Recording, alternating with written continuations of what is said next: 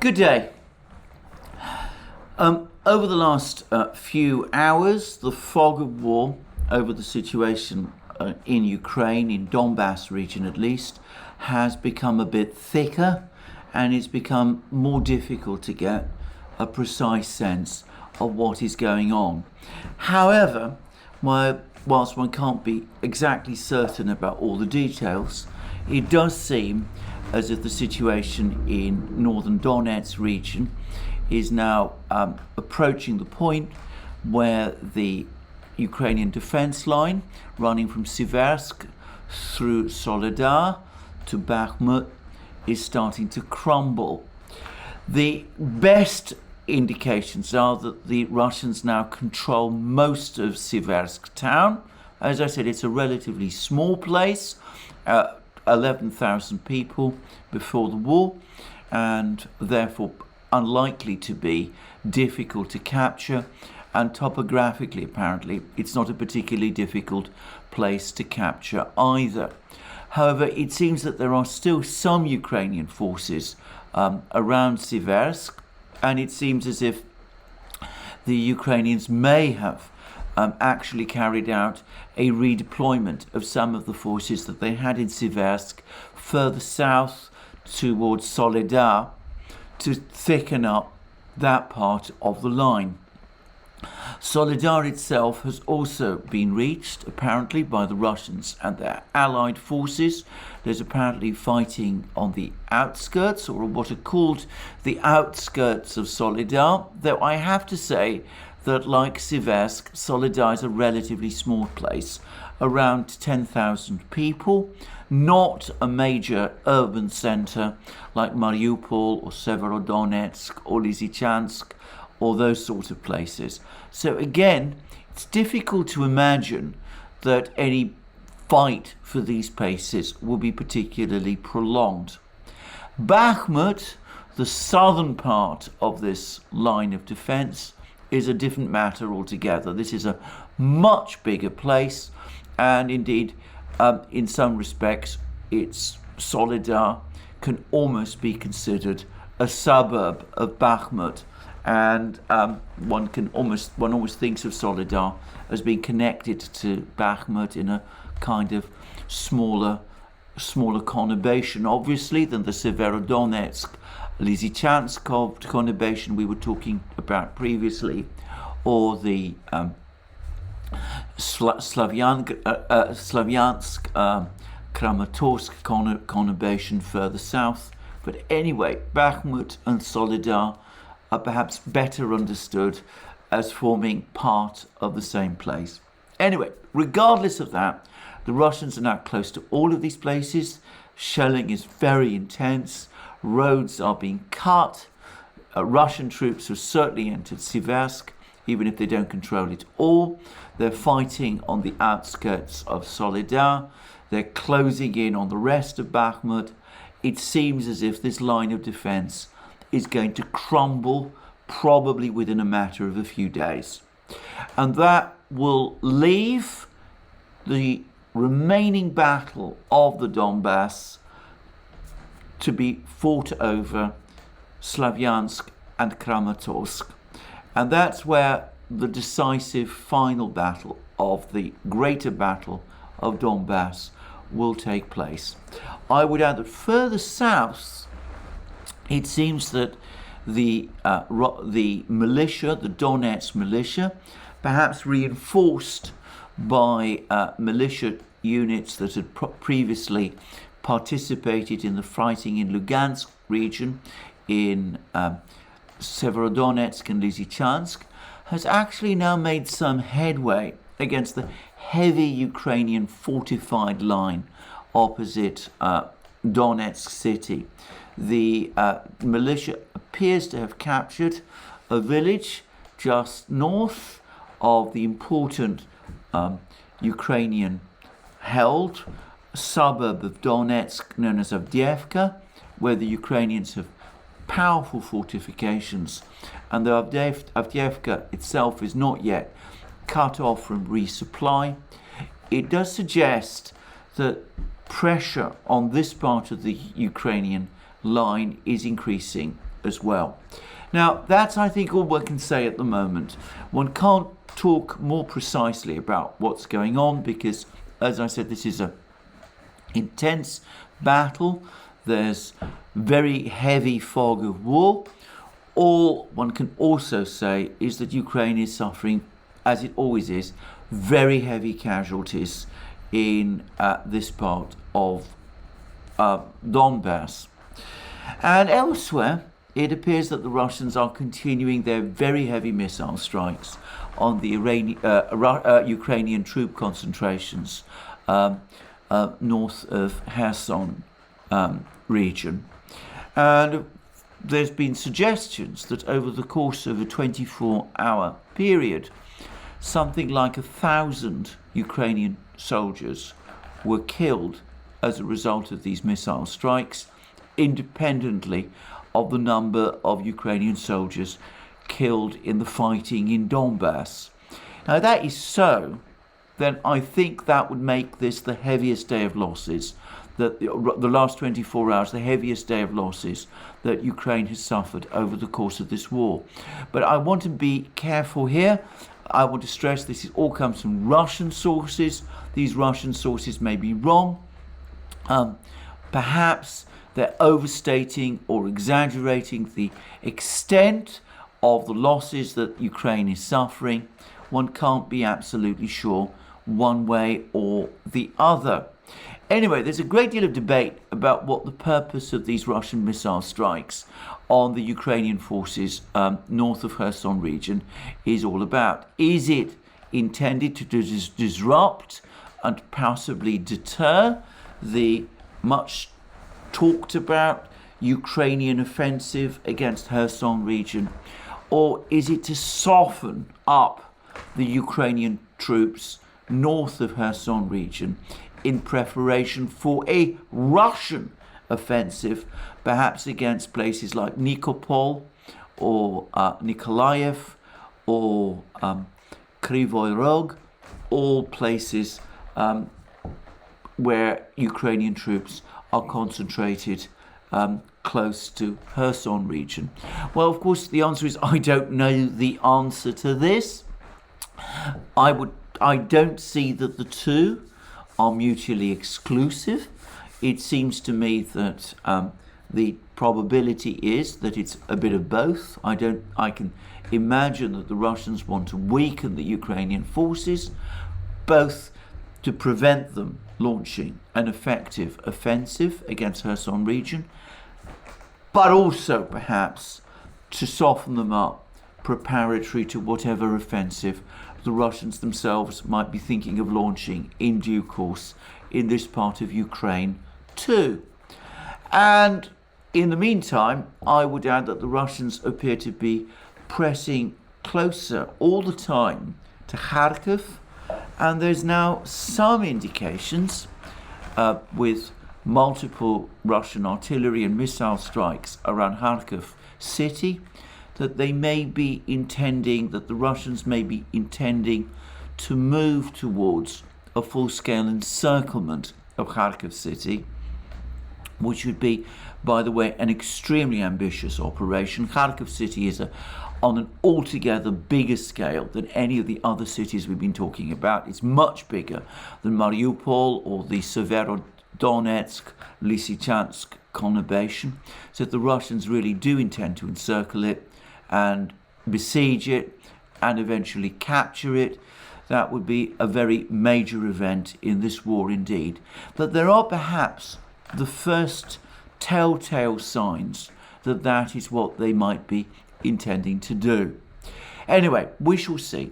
For the moment, it seems that the Ukrainians are licking their wounds. There's been less about HIMARS strikes on Russian positions. There's been some suggestion that the Ukrainians are carrying out with drones and other means intense reconnaissance of Russian positions in Kharkiv region and perhaps also in southern Ukraine, in Kherson region, preparatory to further HIMARS strikes. Or it could be that the Ukrainians are husbanding their ammunition in preparation for whatever it is that the Russians are going to do, or perhaps in preparation for their own counter-offensive against Kherson region if and when it comes. We'll just have to wait and see. Before I finish off with this rundown of developments in the military side of the war, I think there's just one further point I would make, and it's quite an interesting one. There was a Russian missile strike on Vinnitsa, which is a city in central Ukraine, actually the westernmost part of central Ukraine. It's the former power base of the former Ukrainian president Petro Poroshenko. And there was a missile strike on a facility there, and President Zelensky has said that this is a civilian installation, and that the Russians deliberately attacked this installation in Vinnitsa, which is far away from the battlegrounds, and that there was no military function in terms of the building that was struck, and that this is a war crime. Now, I don't know whether that is true or not, but the Russians have given a very different and rather interesting explanation for this missile strike. What they say that they actually targeted and destroyed was a building, the building of the Vinnitsa Officers Club. In other words, the club of the military officers, who are based in Vinnitsa. So they're saying that it was, in that respect, a kind of military facility. But the Russians are saying something else. They say that the reason they targeted this particular building was that whilst it was taking place, when this missile strike was taking place, there was a meeting going on in that building between senior Ukrainian officials and representatives of foreign arms suppliers, discussing the kind of weapon systems that Ukraine might be wanting to acquire from the West, and whether those arms suppliers could provide these weapon systems. Now, I have absolutely no way of knowing whether or not that is true. It may be true, or it may be completely untrue. Now, what makes it interesting for me, though, is that assuming it is true, and I want to stress I don't know that it's true, it's only the Russians who are saying this, but assuming it is true, these people that the Ukrainian officials were supposedly meeting in this building in Vinnitsa were presumably Westerners. And since they are representatives of foreign arms suppliers, they were presumably either Western military or military officials or Western company representatives.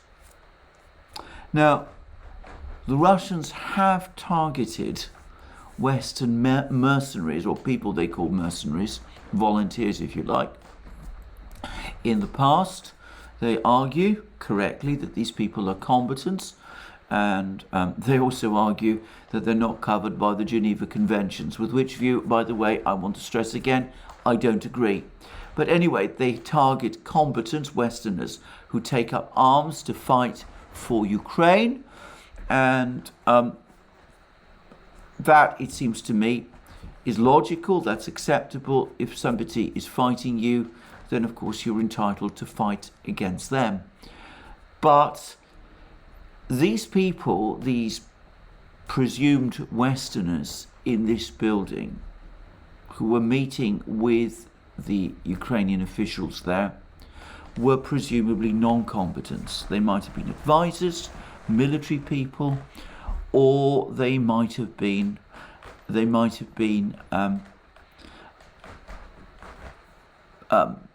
company representatives, in which case they would have been civilians. And yet, despite the fact that these people were not combatants, the Russians attacked them. Now that, if it is true, is a significant escalation.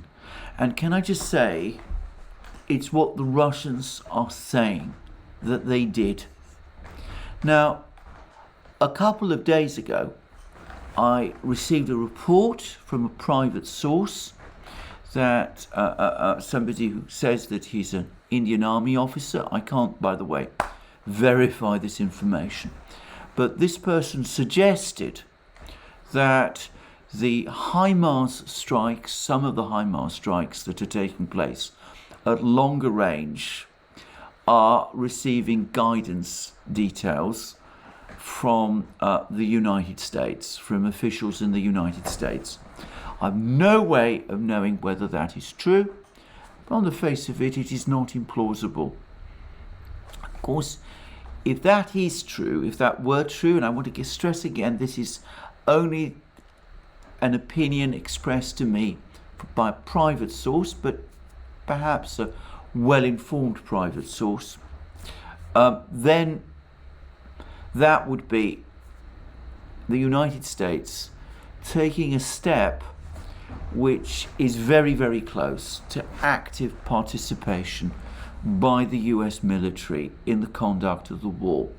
I want to stress again, this is not confirmed, not corroborated, and it may be true or it may not be true, but if it is true, then as I said, it would be a case of the United States taking a step which comes very, very close to direct involvement by the US military in the war. And over the course of a live stream and other programs that I've done on various channels, I've said that the Russians would be almost bound to respond. And I referred to an incident which took place in Syria, in which there was a US airstrike on some Syrian troops in the town of Deir ez-Zor in eastern Syria.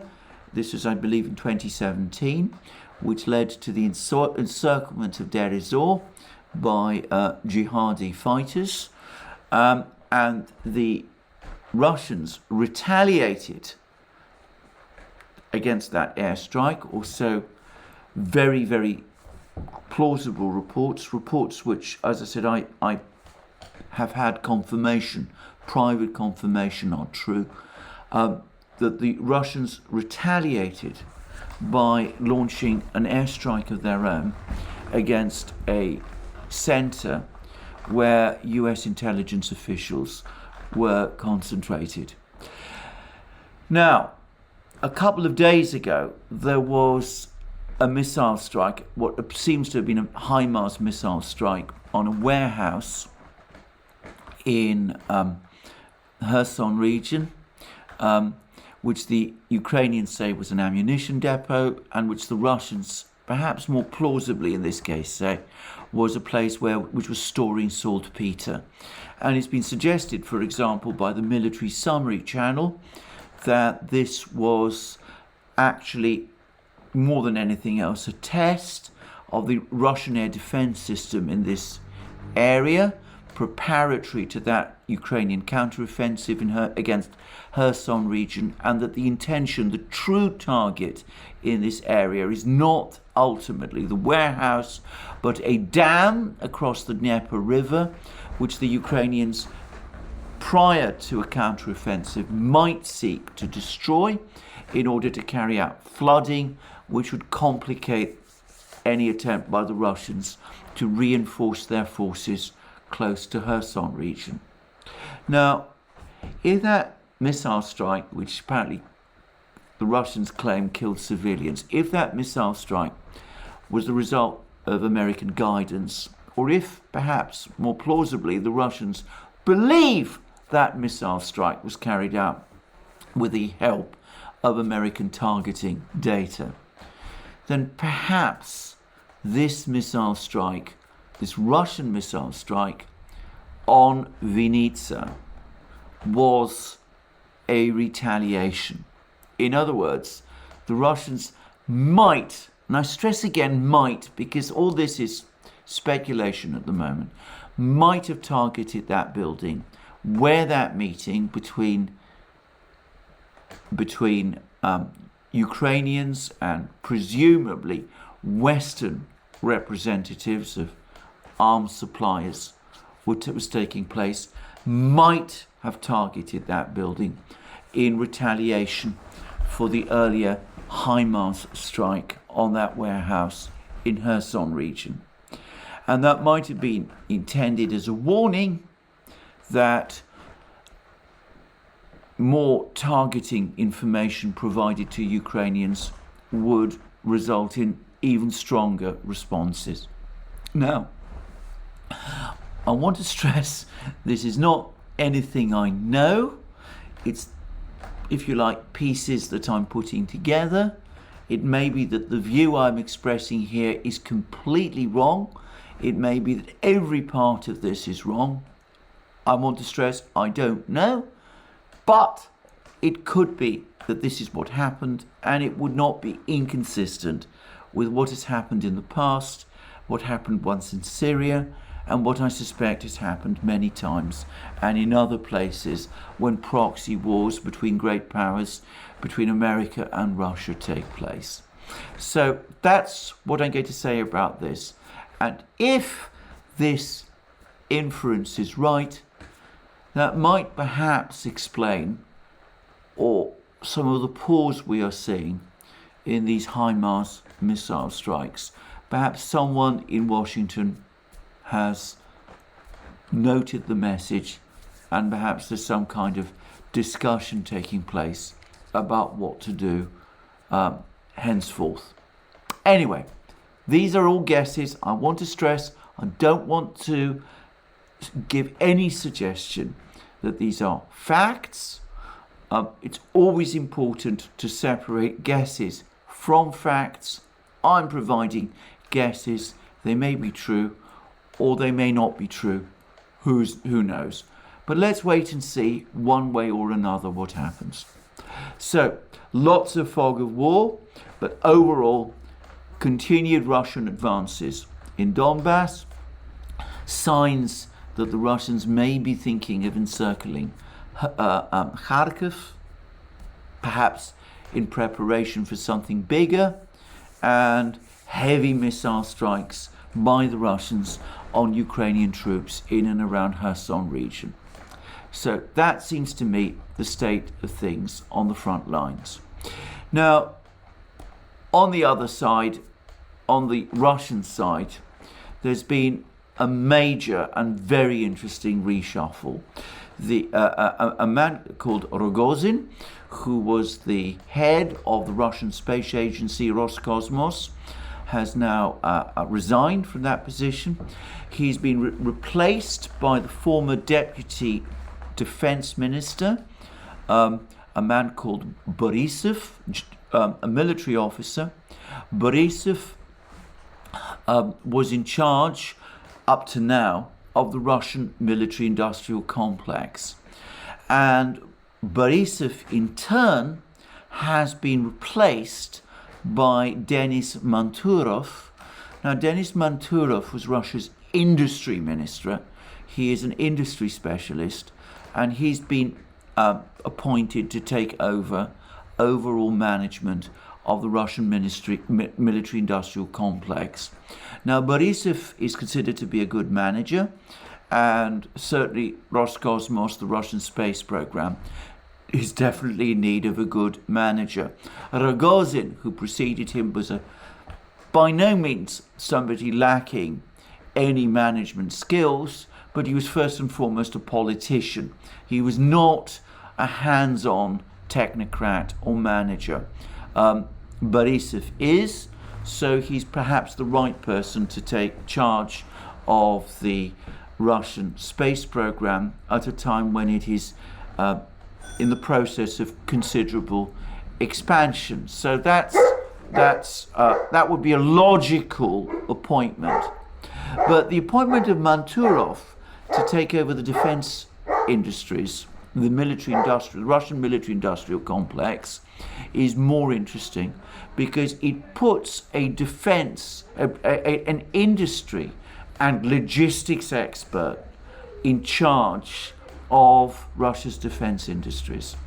And Manturov has already said that from now on, the Russian defense industries will not operate on market principles. In other words, it will no longer be the case that the Russian Defense Ministry will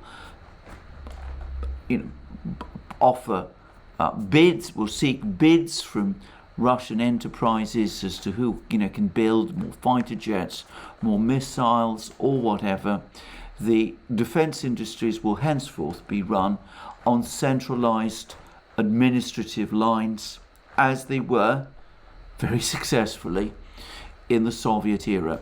So this part of the Russian industrial complex, which is a large part of the Russian industrial complex, is reverting, if you will, to a more Soviet-style system. Stress this is only the military industries. The rest of the economy will continue to be operating in a normal way, in a commercial way. And by the way, what the Russians are doing reproduces the pattern of the Chinese military-industrial complex.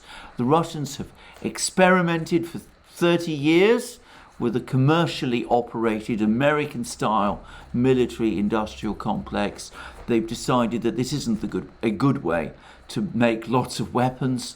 They've decided that from now on, the better way to do it is like the Soviets used to do it during the Second World War, with factories, state-run factories. All parts of the Russian military-industrial complex are publicly owned, with state-run factories receiving instructions from the defense people as to what weapons they should produce, and those weapons designed by separate laboratories, design offices, and the factories operating in close conjunction with the laboratories and design offices to produce those weapons. So that suggests that the Russians have become disillusioned to some extent with the commercial mechanisms in the defense industries, that they're reshaping them to be closer to the Chinese. And it suggests also that the Russians intend to produce weapon systems on a much bigger scale than before.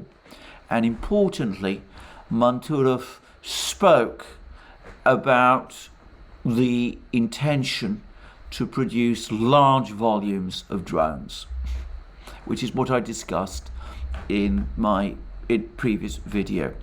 Now, I'm going to say one thing. The Russians have actually been reverting back towards a more centralized system of operating their military-industrial complex for some time.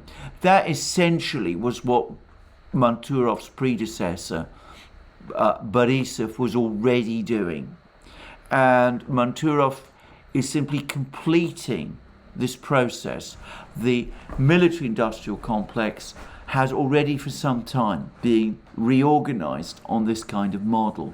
So in a sense, this isn't a big change, but it does, telegraphing it in this kind of way, does suggest that the Russians are now going to be producing more weapons than they were previously. And already there's just been announcements that, as well as this large new output of drones that Manturov is talking about, they're going to take steps to strengthen their submarine fleet. So apparently 2 more Borei class intercontinental ballistic missile submarines are going to be built, strengthening the seaborne component of the Russian strategic triad. And the Russians are also going to build 2 more Yasen class fleet submarines equipped with cruise missiles. I did a program about a year ago describing how powerful these submarines are. and that brings the total number of Yasen class submarines now on order to around 11. So there we go. So quite an important rearrangement of the Russian defense ministries. And all of this is coming alongside news that the Duma, the Russian parliament, is going to be meeting in emergency session today to discuss Ukraine, and that Putin himself is going to hold an important meeting of Russia's Security Council today. Now, it's quite likely that we'll be getting more information about these two meetings over the course of the day. Quite probably by the time you're watching this video, we will know a great deal more about these meetings. We don't yet know, as of the making of this video, as of the time of making this video, I don't know what is going to come from these meetings. But certainly the advanced billing is that the meeting of the Security Council is going to be important. So it could be that the Russians are carrying out these administrative reshuffles, announcing the reorganization of their defense industries.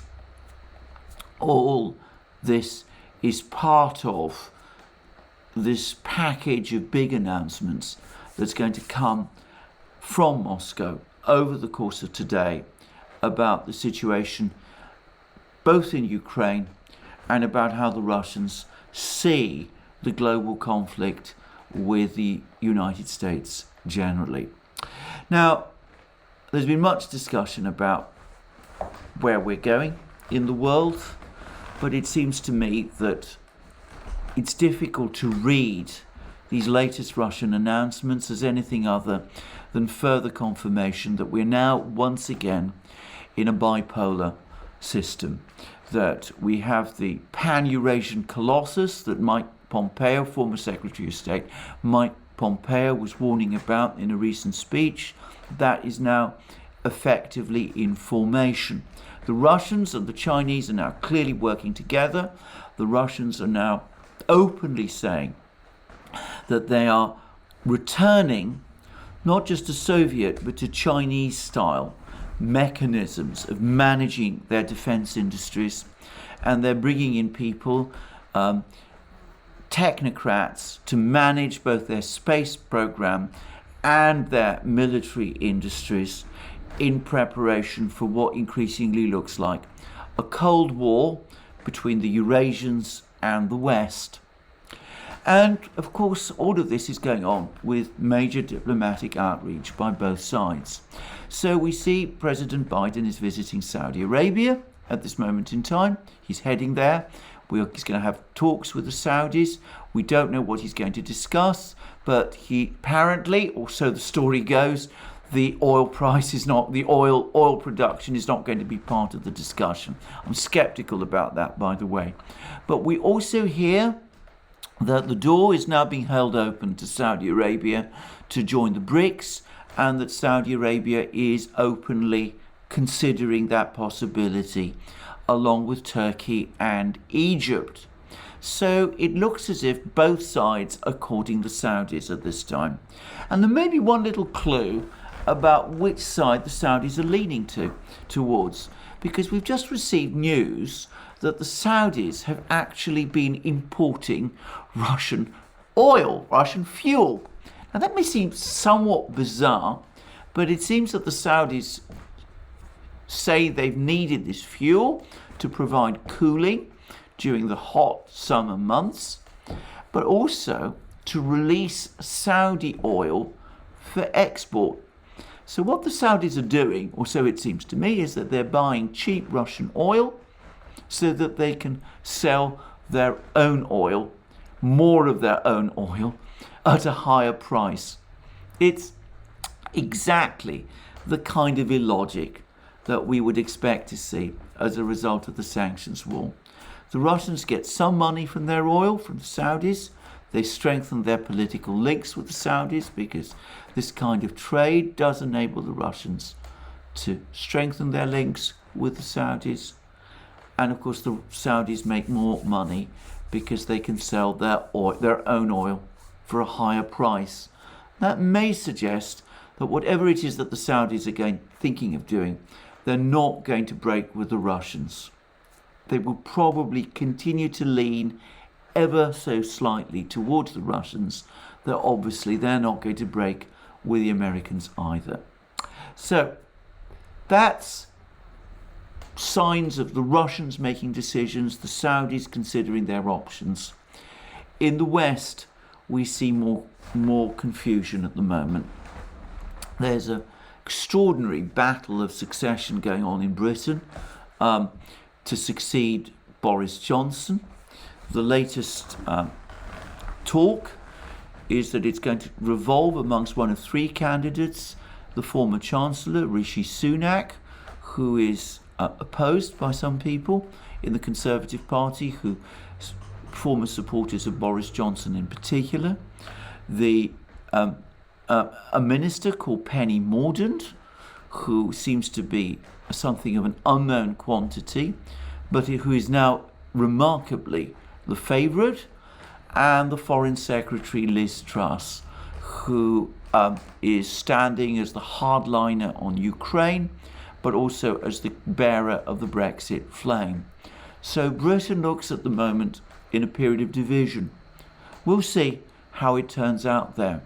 In France, the President Macron is struggling to get his laws passed through the French Parliament. The left and the right in the French Parliament voted to block one of his latest proposals recently on the, well, I'll call it the pandemic issue, which is quite a new development and perhaps an alarming one. And Macron has made a somewhat defiant speech saying that it's important that France continues to support Ukraine through thick and thin.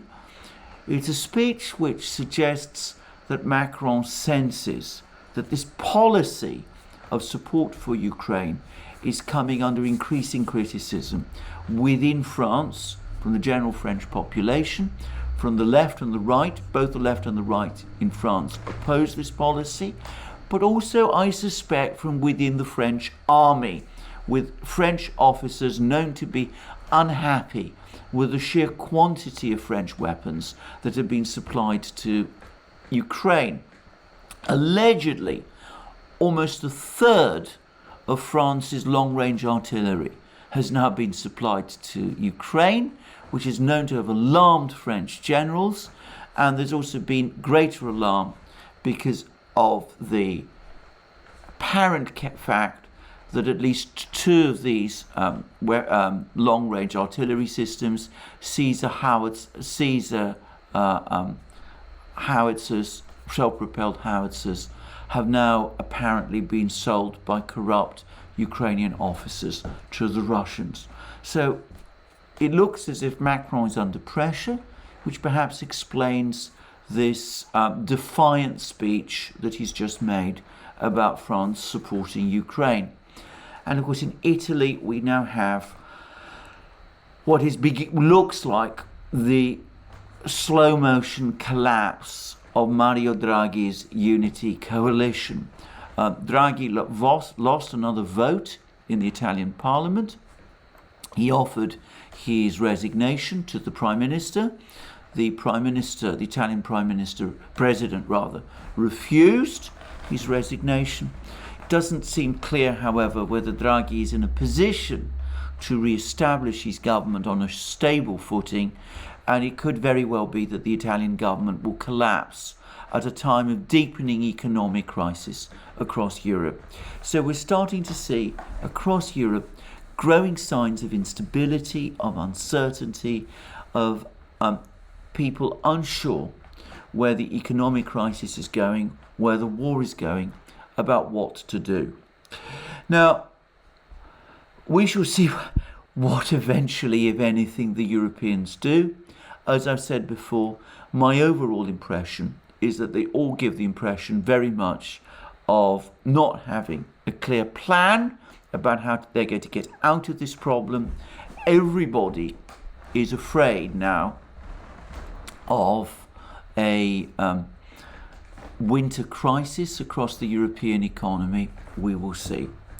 Now, I'm going to finish this program by again expressing my concern about the latest cover of The Economist magazine in Britain. Now, The Economist is one of the most widely read political affairs magazines, not just in Britain, but in the world, but it is British. And of course, it has taken for many years a line that is very, very strongly critical of the Putin government indeed. Now, I've not agreed with many of the things The Economist has published, but of course they have their right to their opinions. But I have been unhappy by some of their covers. And I will say that I'm unhappy about the latest one. And this shows a diminutive little Red Riding Hood figure, which is Europe, in a forest, a dark forest made of gas pipelines.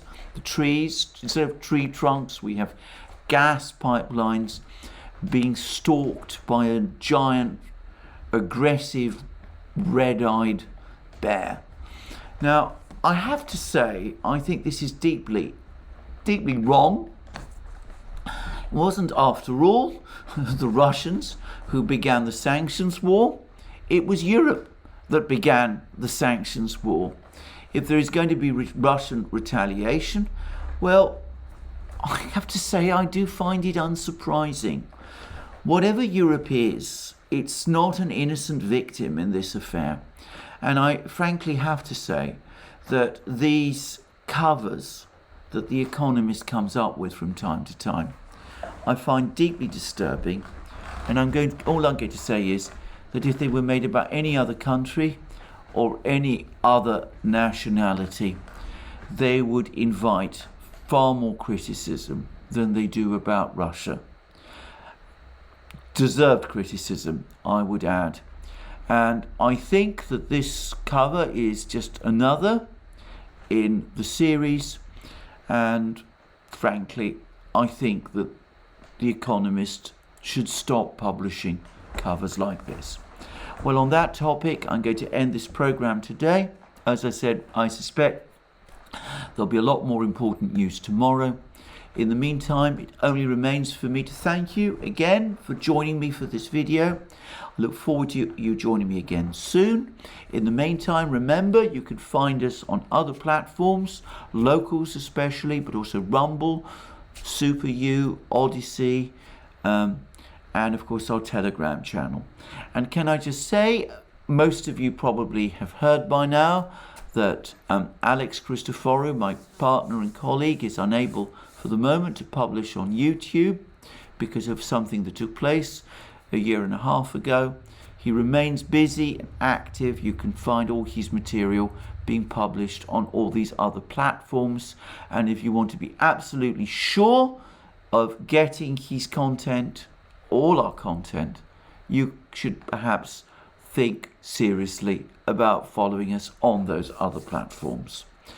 Also, if you want to support our work, you can come to us on Patreon and Subscribestar, and also you can support us via our shop, our magic mugs, our hats, our hoodies, our t-shirts, our sweatshirts, all these things are there.